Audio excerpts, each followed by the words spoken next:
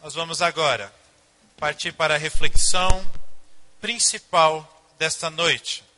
Nós já estamos refletindo no texto bíblico por meio da oração, por meio da canção, e agora nós vamos reservar um tempo para analisarmos o que Deus quer falar a começar em mim, o que Deus quer falar para mim e consequentemente também para os queridos irmãos. O nosso texto de João 6, nós vamos nesta noite até o verso de número 44. Esse é o nosso texto-chave. Nós já lemos os versos de 1 a 40. E o texto para essa nossa conclusão dessa noite termina assim. Com isso, os judeus começaram a criticar Jesus, porque dissera: eu sou o pão que desceu do céu. E diziam: este não é Jesus, o filho de José? Não conhecemos seu pai e sua mãe? Como ele pode dizer, desci do céu? Respondeu Jesus: parem de me criticar. Ninguém pode vir a mim se o Pai que me enviou não o atrair. E eu o ressuscitarei no último dia. Feche seus olhos mais uma vez. Vamos pedir a bênção do Senhor para este momento. Pai querido, a Tua palavra está aberta diante de nós. E nós precisamos de Ti, não apenas para compreendê-la, mas para aplicá-la em nossas vidas, ó Deus. Declaramos que somos totalmente dependentes da Tua ação neste momento. Porque se olharmos para a Tua palavra somente com o nosso entendimento, ela poderá ser autoajuda, poderá ser uma mera filosofia. Mas quando o Teu Espírito Santo nos iluminar, inspirar o texto bíblico, essa palavra pode se tornar literalmente viva e eficaz nas nossas vidas. Este é o nosso pedido, humildemente, mesmo sabendo que não merecemos, mas pela Tua graça e pela Tua misericórdia. Ajuda-nos. Em nome de Jesus. Amém. Meus amados irmãos, nós lemos os versos que antecedem esses versos 41 e 44. Aqui nós temos personagens em cena. Temos Jesus, temos os judeus, temos a multidão que estava atrás de Jesus, temos os discípulos, temos um menino com um peixinho, temos os demais apóstolos. Nós vimos o texto como um todo. E algumas perguntas surgem quando nós olhamos para os versos 41 a 44. Perguntas do tipo: por que estes homens criticaram a Jesus?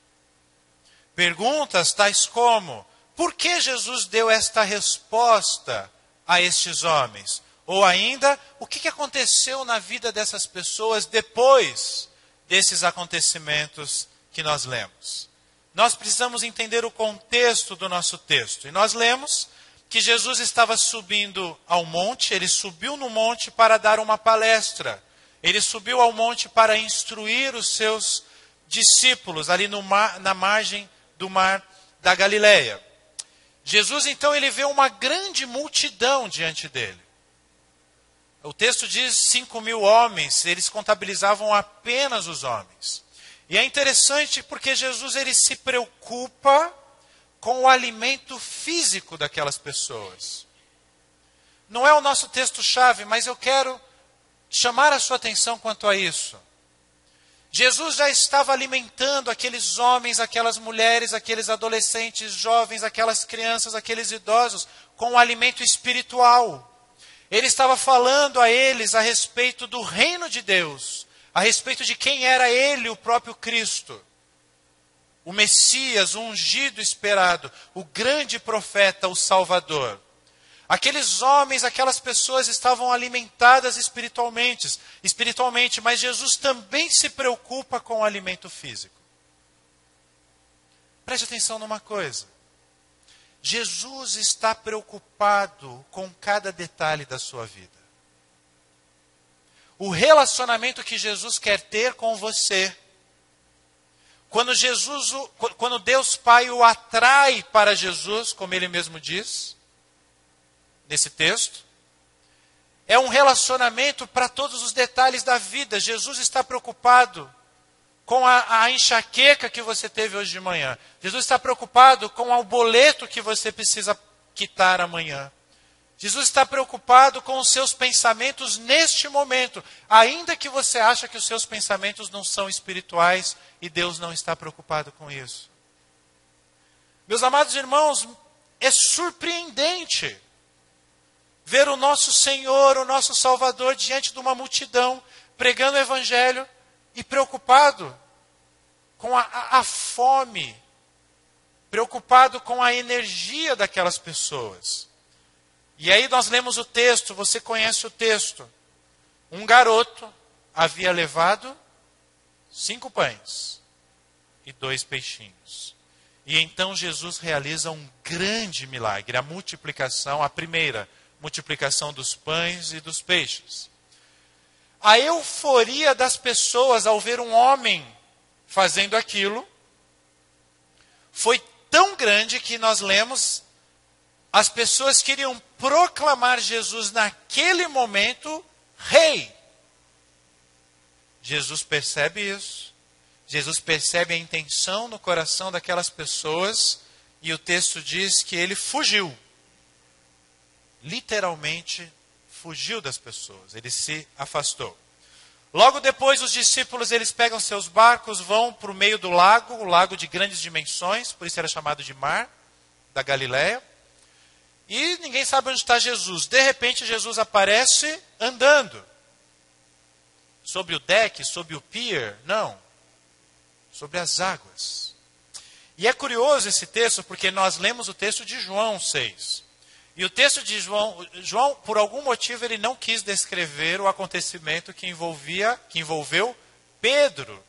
Mas quando você lê a mesma passagem no Evangelho de Mateus, a mesma passagem no Evangelho de Marcos, você encontra nesse contexto nosso, Pedro e os demais apóstolos desesperados achando que Jesus era um fantasma. E eles ficam com tanto medo, eles ficam desesperados, que aí Jesus, e aí o texto de João também fala, Jesus fala, calma, sou eu. Não tenham medo.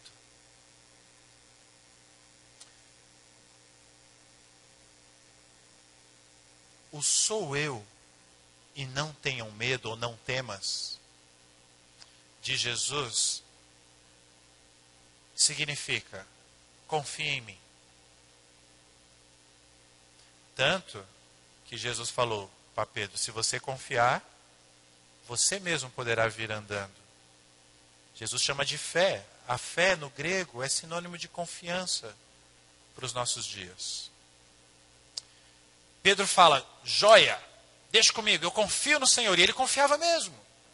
Tanto que ele deu alguns passos, não sabemos se 5, 10, 15, 20 passos sobre as águas. Mas quando Pedro olha para os seus problemas, ele percebe que ele está andando sobre as águas, ele deixa de olhar para Jesus e ele perde a confiança em Jesus. E o que acontece?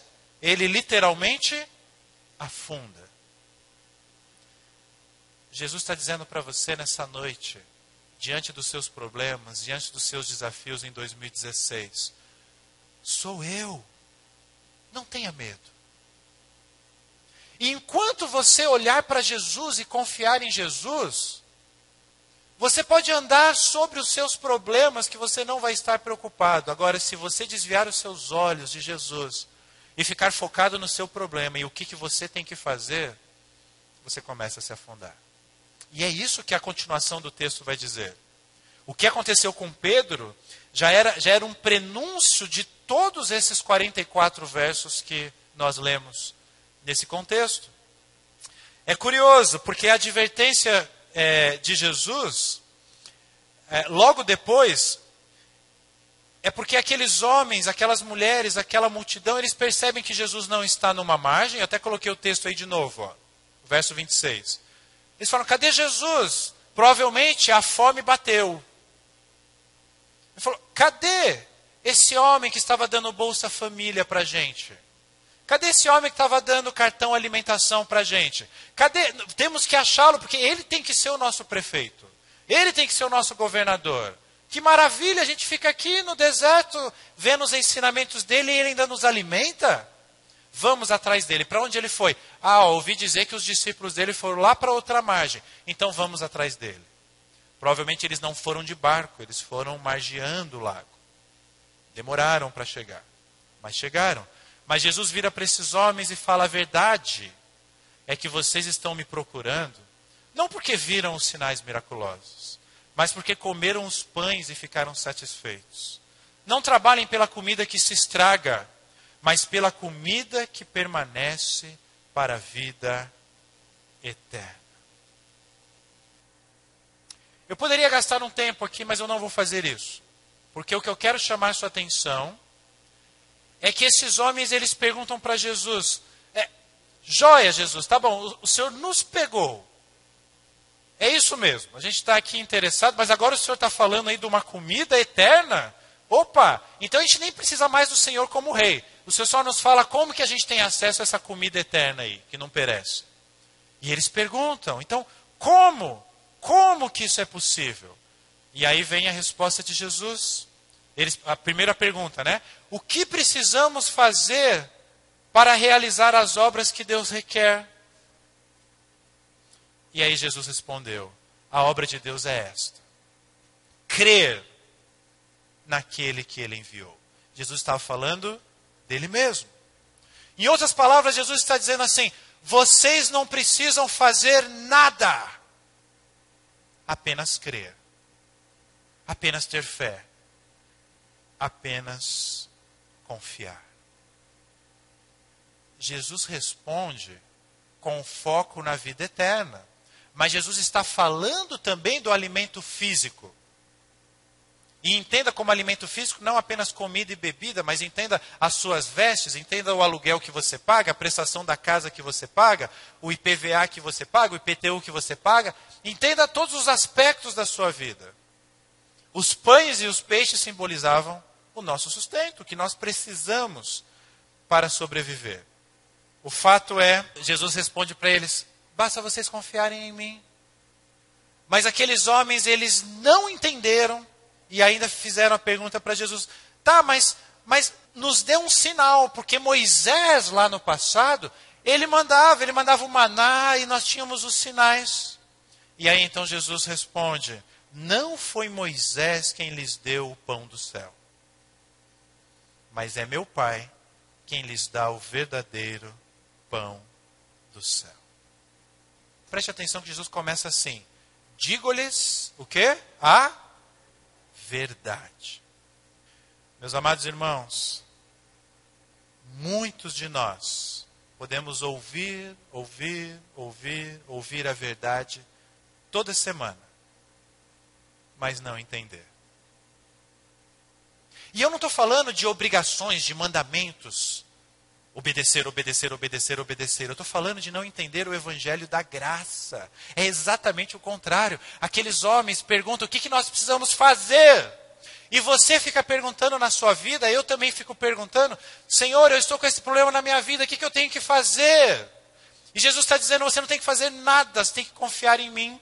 Eu vou te mostrar os passos, eu vou te seguir. Eu pego na sua mão se for necessário, eu te carrego no colo se for necessário. Eu vou te indicar, eu vou abrir uma porta ali para você. Agora, se quando Jesus, ele está indicando uma porta que ele está abrindo para você, você não está olhando para Jesus, você está olhando para os seus problemas, você não vai enxergar ele indicando assim, é aquela porta. É por isso que ele fala. Não foi Moisés. Jesus está falando o seguinte: vocês não entenderam nada da história de Moisés. Você acha que Moisés tinha poder? Você acha que Moisés era o próprio Deus? Não. Moisés era tão pecador quanto vocês. Mas ele foi o instrumento de Deus.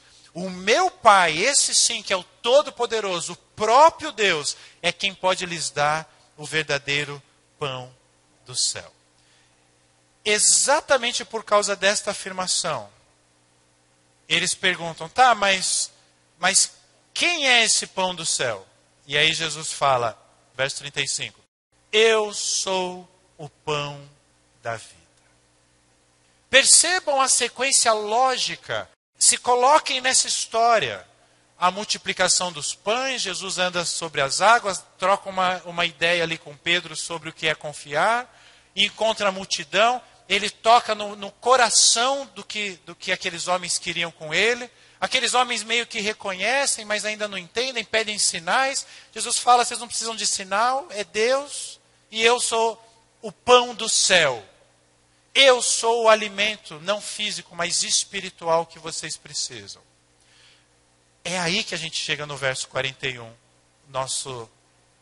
o ponto-chave da nossa reflexão. Exatamente com isso, com essa afirmação de Jesus, eu sou o pão do céu. O maná lá de Moisés foi Deus que mandou. Agora Deus está mandando outro maná, sou eu mesmo. Muito prazer, Jesus, seu Salvador. Com isso, ou por isso, os judeus começaram a criticar a Jesus. Verso 41. Ou nas versões mais clássicas da Bíblia, eles murmuravam contra Jesus. Começaram a murmurar. Meus amados irmãos, percebam o que está acontecendo aqui e olhem, percebam que interessante. Agora a gente vai trabalhar o nosso texto-chave. Chegamos nele.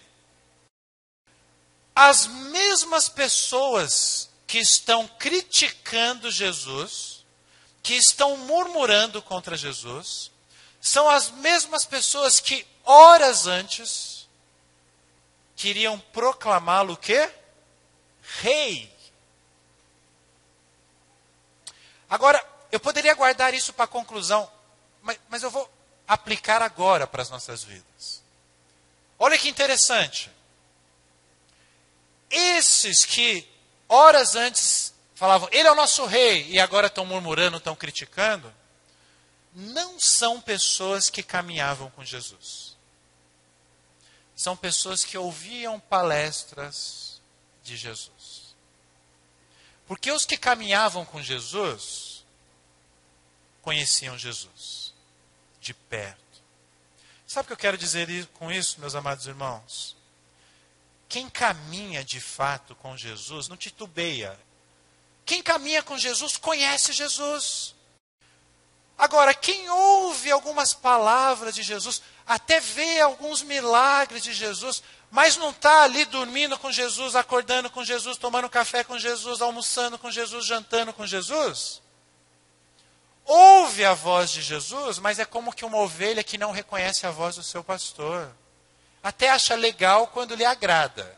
Não, agora, isso daí é legal, isso aí eu concordo. Ah, não, mas agora não. Não, eu até pensava que você poderia ser rei. Agora não, agora eu vou te criticar porque você não serve. Meus amados irmãos, isso é muito sério. Naquela multidão haviam classes sociais diferentes. Estamos falando de 5.000 homens, num contexto da região ali da Galileia, da Judéia, num contexto que era a esquina do mundo, era a favela do mundo. 5.000 homens, podemos imaginar junto com suas mulheres, com as suas crianças, mais de 10.000 pessoas. Classes sociais diferentes, nações diferentes, credos diferentes, religiões diferentes. Aquelas pessoas olhando aquele homem falando a respeito do reino de Deus. E cada uma dessas pessoas estava tendo uma visão particular de Jesus. Cada uma dessas pessoas estavam chegando a algumas conclusões a respeito da pregação de Jesus, a respeito dos milagres de Jesus. Mas Jesus se apresenta como o pão que desceu do céu. Você sabe o que isso significa teologicamente? Nós falamos durante a ordem de culto, durante a liturgia. O que o pão representa? O pão representa o que nos alimenta. Porque eu e você não conseguiríamos estar aqui em pé se nós estivéssemos há 24 horas sem comer. É o pão, é o alimento físico que nos dá a energia. Sem alimento nós não temos vida. É o combustível.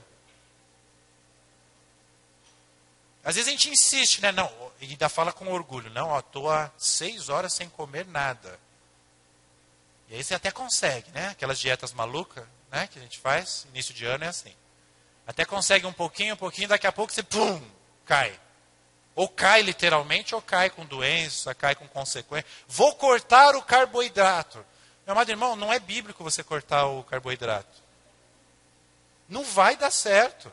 Você pode até aumentar o consumo de proteína e diminuir o consumo de carboidrato, mas não corta não, porque Jesus comia pão também. Santa Ceia, o símbolo maior, pão. Percebam, meus amados irmãos, que se nós não nos alimentarmos, nós não temos vida. Se nós não nos alimentarmos espiritualmente, como? Em Cristo, nós não teremos vida. Não teremos vida. Então, a associação que Cristo está fazendo aqui para nós hoje, ela é direta. Não tem pegadinha. O que será que ele está querendo dizer? É essa. Eu sou o pão que desceu do céu. Se você não comer, você vai perecer. E olha, não é perecer assim em alguns momentos difíceis na vida. É perecer eternamente, porque todos vocês já nasceram condenados. Por isso que você precisa de um Salvador, que sou eu, Jesus. É isso que ele está querendo dizer.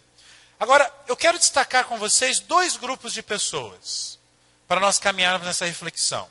Aqueles que creem que Jesus é o Cristo, é aquele que desceu, é o Deus vivo que desceu do céu. E um segundo grupo que não crê, um segundo grupo que é cético. Para a gente começar, a gente tem que fazer uma pergunta. Quem criticava Jesus nesse texto? Os judeus, diz o texto. Algumas pessoas que estavam ali reconheciam que Jesus era, de fato, uma entidade espiritual. Alguns não. E os que começaram, preste atenção nos detalhes do texto, os que começaram a criticar a Jesus foram os judeus. Foram exatamente os homens religiosos da época. Foram os crentes da época.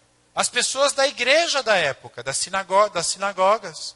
Aqueles que representavam o Deus inclusive do próprio Jesus, o pai dele.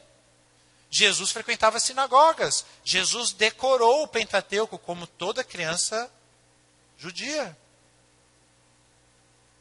Ele era judeu. E são os judeus que começam a criticar a Jesus. Esses homens que criam em Deus, esses homens que eram zelosos com a palavra de Deus, como muitos de nós em nossas igrejas hoje. Murmurar, se a gente pegar o texto das versões Almeida, significa resmungar covardemente. Utilizando um jargão popular, eles não tiveram a coragem de falar na cara. Típica atitude de religioso. Vou falar, mas eu vou falar pelas costas. Eu tenho alguma coisa contra o Gerson. Aí eu chego pro alemão. Alemão, você viu o Gerson como ele ficou atrasando para passar os slides lá no domingo? Que absurdo. Esse é o religioso, esse é o legalista. Esse é o que não é discípulo de Jesus. O discípulo vai chegar para o Gerson com amor. Vai falar, Gerson, como é que tá? Como é que foi o jogo do Corinthians? Como é que tá a Lê? Como é que tá o Igor? Depois de bater um papo com ele, vai falar, estava tudo bem com você a hora que você passou os slides lá no domingo? Por quê? Não, porque eu percebi com amor. Mas vai falar. O religioso não faz isso. É curioso que normalmente o religioso pensa que é discípulo. Ele tem a plena convicção da salvação dele, de que ele vai para o céu. Ele acha que o fato dele estar numa igreja, o fato dele ter um sobrenome presbiteriano, o fato dele viver nesse ambiente, já está plenamente certo. Era isso que os religiosos ali, é esse o contexto de Jesus com esses judeus. Agora, meus amados irmãos, só uma palhinha sobre este assunto. O próprio Jesus em Mateus 7 diz que pelos frutos conhecereis. E nós vamos ver a resposta de Jesus a essas pessoas que murmuram, que criticam. Agora, você deve estar pensando que eu estou falando de outras pessoas, né? E o pastor está mandando um recado. Se prepara, porque a seta vai apontar para mim e para você. Se prepara. Olha que interessante que o texto diz. O texto diz não. Essa realidade, né, de que eram os judeus que murmuravam, nos apresentam. Ser religioso significa que você pensa que tem um relacionamento com Deus, mas você não tem um relacionamento com Deus. Você é membro de uma igreja. Outro dia eu estava assistindo aquele show business do João Dória. Um programa que passa, acho que passa na Band, não sei se passa, ou se eu vi em algum canal fechado, sei lá, o João Dória Júnior. Aí tinha uma menina lá sendo entrevistada, uma empresária, tudo tal. Aí ela disse para o João que ela era religiosa. Não, porque eu sou uma pessoa muito religiosa, por isso algumas coisas acontecem na minha vida. Aí o João Dória ficou interessado. E aí ele perguntou para ela assim, na lata, mas que igreja você frequenta? Ela falou, não, eu não frequento igreja. Aí ele continuou interessado no assunto e falou, mas você faz oração? Ele falou, não, eu não faço oração. Aí ele ficou até meio sem graça assim. Falou, mas como que você lida com as dificuldades da sua vida? Ela começou a dar um monte de resposta, de autoajuda e etc e tal. Mas o fato é que ela se considerava religiosa, uma pessoa religiosa. Isso é muito comum no Brasil. A gente acha que cumprir algumas metas, bater alguns cartões, ponto, sabe cartão de ponto, aquele cartão antigo, aquele relojão, tudo. A gente sempre, às vezes errava, né, o dia lá. Se você não encaixasse direitinho, ou se tivesse com defeito, você errava. Aí tinha que consertar na caneta. A gente acha que é isso ter relacionamento com Deus, mas não é. O que é curioso é que esse texto nos remete ao texto de Êxodo. O próprio texto nos leva para o texto de Êxodo. Porque eles falam dos sinais de Moisés. E percebam uma coisa interessante, meus amados irmãos. No deserto, o povo andando com Moisés, eles tinham fome, murmuravam. Eles tinham sede, murmuravam. Criticavam Moisés, Arão, os demais líderes. Eles tinham qualquer necessidade que eles tinham diante de um problema, murmuração. E percebam uma coisa, olha o link teológico que nós vamos fazer agora. Diante da murmuração daquele povo, lá no deserto, a solução veio do céu. Eles estavam com fome, eles estavam murmurando. Deus enviou o maná. Percebam o que está acontecendo nesse texto que nós estamos estudando hoje. Percebam como a nossa reflexão aponta para o Evangelho. Vamos abrir o nosso coração? Não é impossível que você, mesmo sendo cristão, mesmo sendo discípulo de Jesus já há um tempo, não é impossível que você que hoje está passando por um problema na sua vida, não é impossível que você não esteja também murmurando, criticando a sua vida, a sua situação ou até mesmo o seu Deus. Todos nós estamos sujeitos a passar por situações assim, meus amados irmãos. Sabe por quê? Quem acompanhou a série Fugindo de Golias vai lembrar. Porque nessa história, nós também somos o povo de Israel. Nós não somos Jesus. Eu sou Jesus. Nós não somos o Pedro enquanto ele não afundou. Não, se fosse eu no lugar de Pedro, eu não ia afundar. Talvez você não desse nem o primeiro passo. Ele deu alguns passos ainda sobre a água. Dizem que foi o primeiro surfista da história, né? É coisa de carioca isso, né? Discípulo de Jesus carioca tem essa piadinha. Meus amados irmãos, nós estamos diante de um momento de crise. E entenda uma coisa, se você entender isso que eu vou falar agora, então para de usar o Facebook aí, presta atenção só no que eu vou falar agora. A sua vida pode mudar já. A murmuração, a crítica, revela a nossa falta de humildade. Sabe por quê? Eu critico os slides que o Gerson, no meu exemplo aqui, está passando, quando eu acho que se eu estivesse sentado no lugar dele, eu estaria fazendo um trabalho melhor.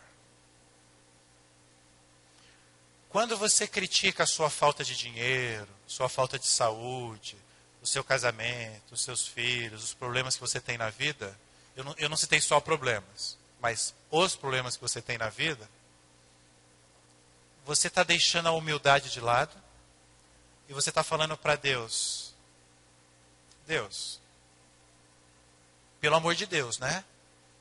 Se eu estivesse no seu lugar, eu faria um trabalho melhor. Isso é muito sério e isso é mais comum em tempos de crise. Porque quando vai tudo bem, vai tudo bem.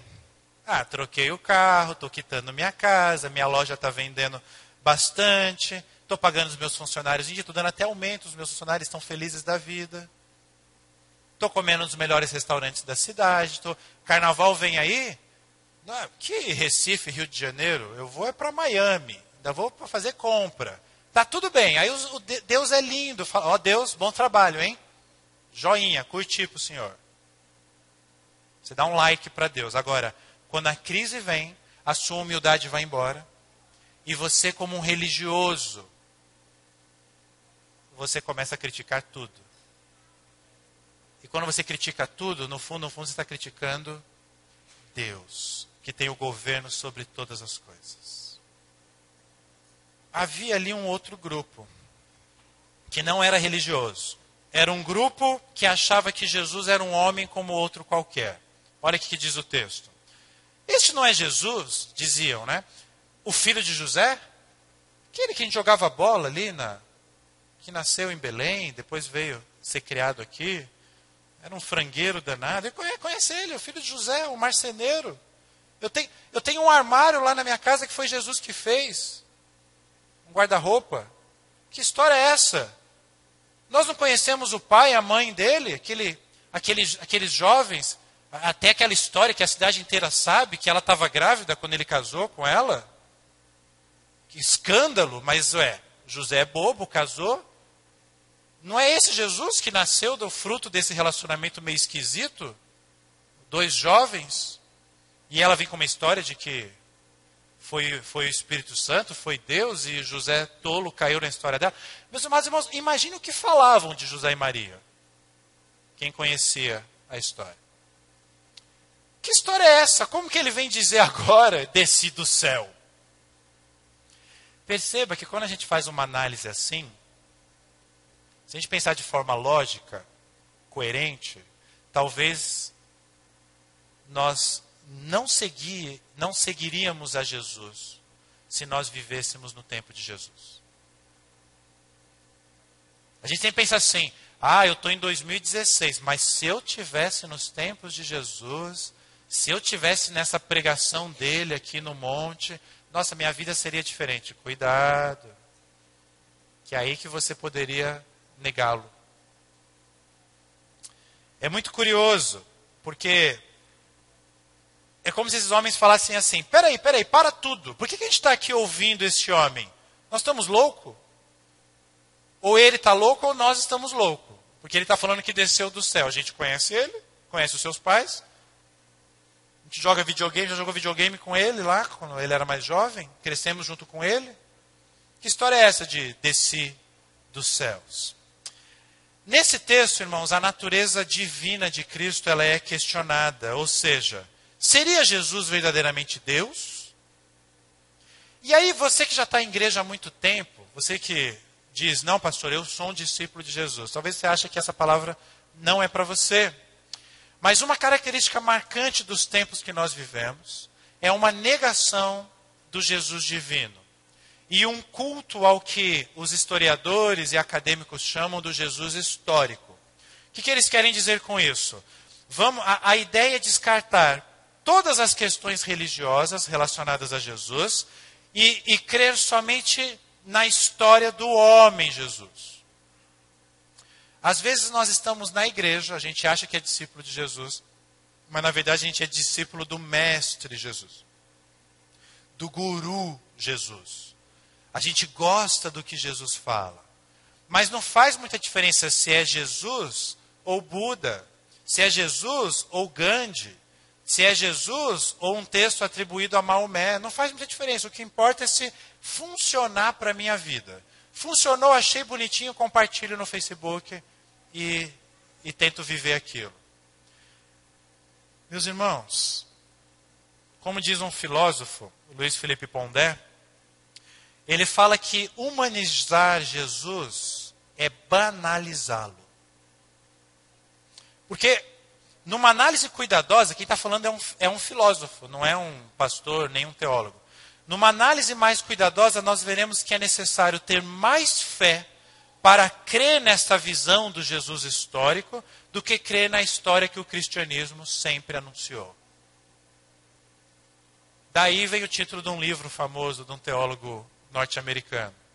É necessário ter mais fé para ser ateu.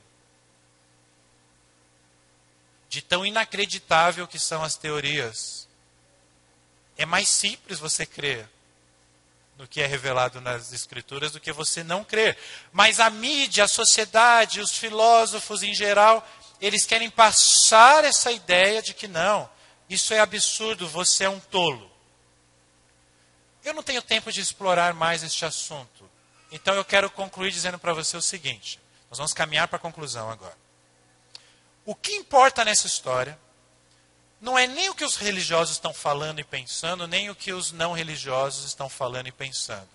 O que importa nessa história é a resposta, é o que Jesus tem a dizer para estes homens. E a resposta de Jesus, ela é única. Em primeiro lugar, Jesus traz uma advertência aos religiosos. Preste atenção. Primeiro foco de Jesus é, ele se vira para os religiosos. E aí vem o verso 43.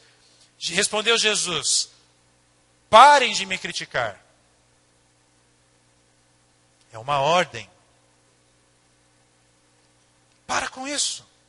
E aí, é curioso, porque nós temos que pensar em aplicações para as nossas vidas. Como que nós podemos criticar a Jesus? Eu diria, resumidamente, de duas formas. Criticando a igreja de Jesus,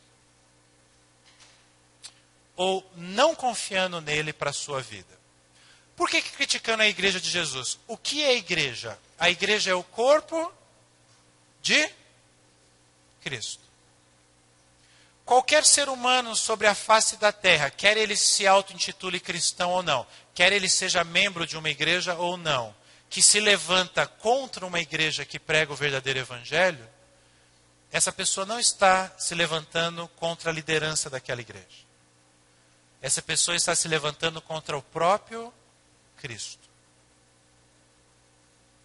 Qualquer pessoa que se auto-intitula cristão ou não, e vive a sua vida confiando em si mesmo, confiando na sua saúde, confiando nas suas finanças, confiando na sua família, é uma pessoa que também está criticando a Jesus, porque esse texto é claro. Ele fala, olha, os meus discípulos confiam em mim. O que é necessário para nos relacionarmos com Deus? Creiam que eu fui enviado por Ele. Só isso. Quem não crê, está nesse grupo. Dos que criticam a Jesus ou dos que negam a Jesus. É curioso que somente aqui Jesus entra em cena. As pessoas estão criticando, as pessoas estão discutindo, mas quando Jesus entra em cena para falar alguma coisa, ele direciona a sua crítica, a sua palavra de advertência aos religiosos. Sabe por quê? Porque Jesus se importa com a sua igreja. Jesus ama a sua igreja, porque a igreja são aqueles pelos quais o Deus Pai colocou pessoas sobre a responsabilidade de Jesus. Deus Pai atraiu aqueles que são a igreja, não essa igreja visível, mas a igreja invisível. Deus Pai atraiu essas pessoas para Jesus, e Jesus pegou essa responsabilidade e morreu por mim, e morreu por você, e ressuscitou, e quer nos dar este alimento, que é Ele mesmo, o pão da vida, o pão do céu, o alimento espiritual. Jesus se importa com a sua igreja, Jesus se importa com as nossas vidas, nos mínimos detalhes. Jesus se importa com o seu coração. Você pode falar, minha mãe não se importa comigo, ninguém liga para mim, Jesus se importa. Jesus te ama. Jesus quer saber o que passa no seu coraçãozinho. E Ele quer transformar o seu coração, Ele quer mudar a sua vida. Jesus repreende aqueles homens, Jesus desaprova aqueles homens. E aí nós temos uma lição para as nossas vidas como discípulos. Nós queremos ser discípulos aprovados por Deus, ou discípulos desaprovados diante de Deus? Entenda uma coisa, meus amados irmãos. Críticas e murmurações são sinais evidentes de desobediência a Deus. Por pior que seja a provação, a tribulação que você está passando, Deus quer de você a aprovação na aprovação. Aí você fala, nossa pastor, mas eu não aguento isso, o próprio Deus me provando. Mas sabe por que Ele faz isso? Não é porque Ele acha que você é capaz de vencer as provações. Ele quer só que você confie em Jesus, que é aquele que pode vencer, te dar vitória em todas as provações. Que estará sempre com você. A aprovação não é para provar se você é forte. A aprovação é para provar se você confia no Filho de Deus, em Jesus. Como que eu confio em Deus? Aí é que vem a base. O nosso texto conclui com a base para nós confiarmos em Deus. A doutrina a respeito da salvação. Verso 44. Ninguém pode vir a mim se o Pai que o enviou não o atrair. Essa tradução é a tradução mais próxima do grego mesmo. Deus nos atrai a Cristo.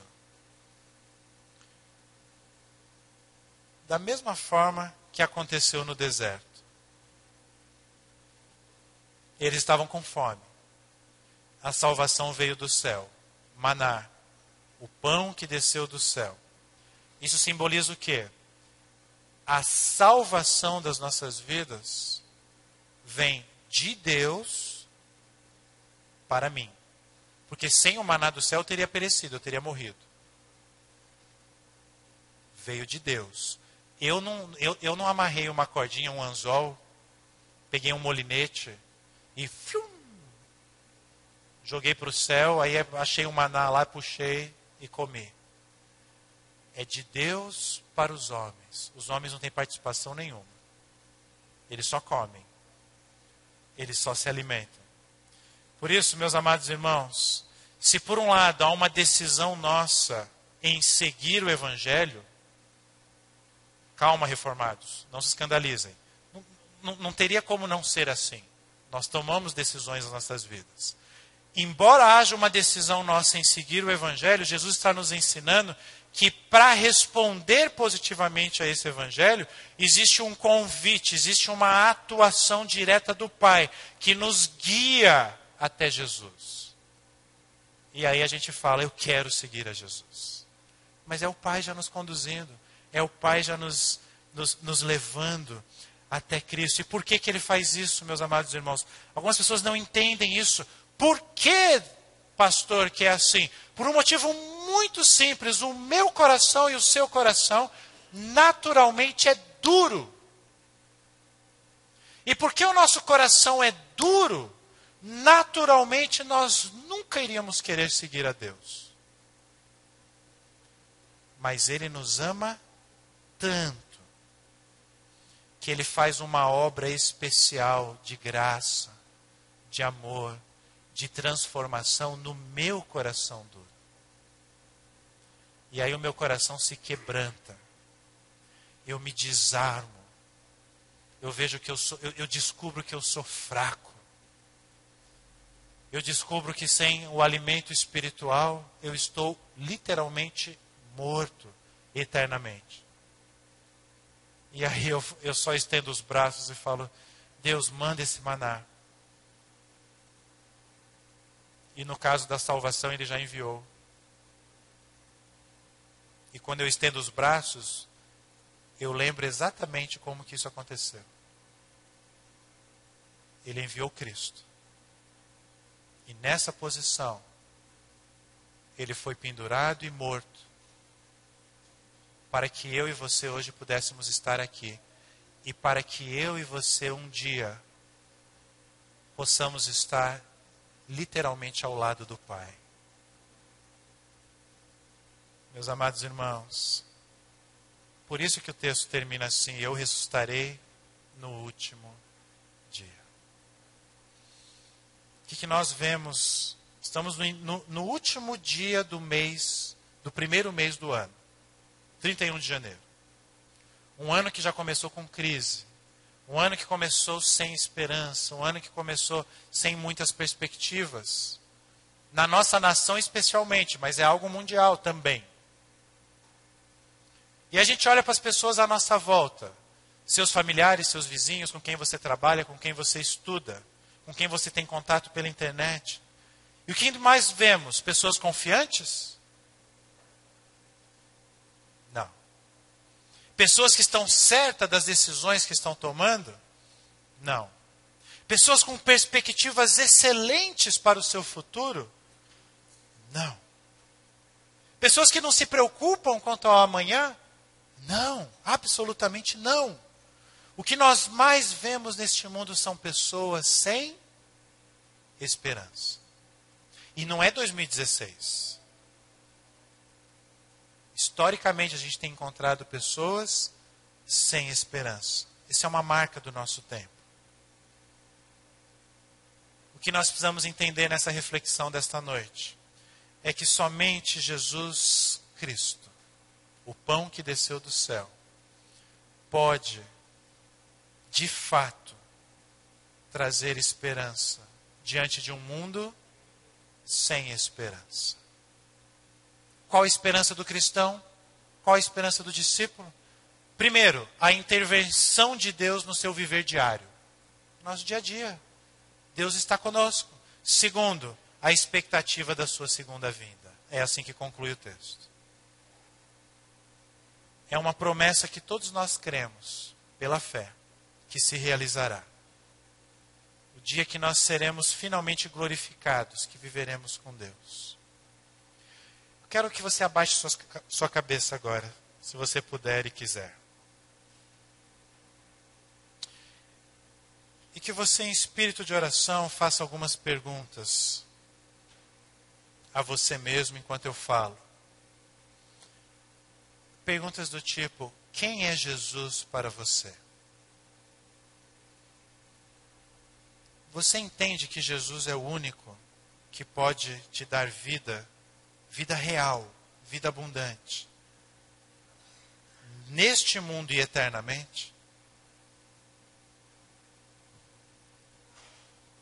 Será que você não tem sido moldado por esse pensamento do mundo de que Jesus é apenas um grande mestre, não é salvador?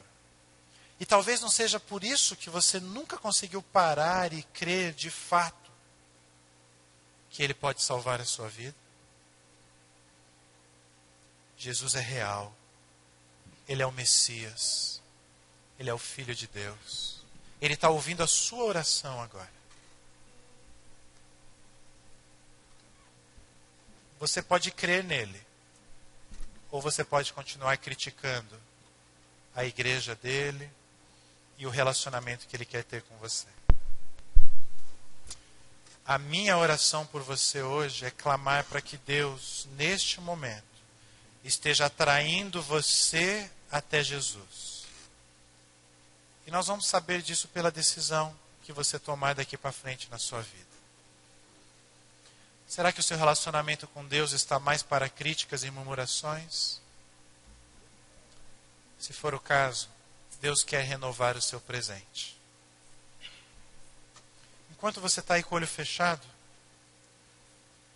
Dê um suspiro assim, ó, respira forte assim. Sinta o seu respirar neste momento. Sabe o que isso significa? Que você está vivo. Significa que o Santo Espírito de Deus ainda vive em você. Para você ter vida, você precisa de alimento. Jesus é o pão que desceu do céu. Te dá vida, te dá energia, te dá alegria, porque a vontade dele é feita em você. Declare hoje, reconheça hoje, que você não é nada sem Jesus. Que você está perdido sem Jesus. Volte-se para Cristo. Creia que Ele é real. Pare de criticar. Sinta o seu respirar. Admita. Você depende dEle. Hoje e sempre. Ó Deus, Tu estás nos dando respirar neste momento, Senhor. Certamente nos alimentamos hoje com café da manhã, com almoço, talvez café da tarde. Temos água para beber, pão para comer. E tudo isso vem de Ti, Senhor.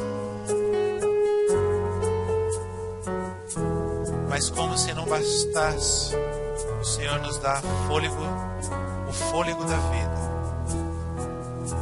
O Senhor nos dá a vida eterna. O próprio Cristo ser entregue por nós naquela cruz, para que se transformasse pela sua carne um pão vivo que nos alimenta, que nos transforma de dentro para fora, Deus. Ó Pai, nós queremos confessar que muitas vezes agimos como religiosos, que criticamos, que murmuramos, que nos afastamos de Ti, que não olhamos para as Tuas orientações para as nossas vidas. Perdoa-nos, Pai. Obrigado, ó Deus, por nos alertar quanto ao caminho que estamos seguindo. Ajuda-nos, ó Deus, a entendermos os nossos erros e seguirmos o caminho reto. Ajuda-nos, ó Deus, a não caminharmos com a multidão que apenas ouve palavras de Jesus, mas não se relaciona com Ele. Não queremos ser multidão, queremos ser discípulos Teus. Mas sempre estamos sujeitos a pensarmos e agirmos como multidão. Por isso, perdoa-nos, ajuda-nos. Ó Pai Santo, nos guie até Jesus a cada dia, fazendo-nos lembrar deste Evangelho da graça. O Evangelho que não é pelas nossas obras, pelos nossos esforços, mas pela obra de Cristo, pelo esforço, pela entrega total, pela morte e ressurreição.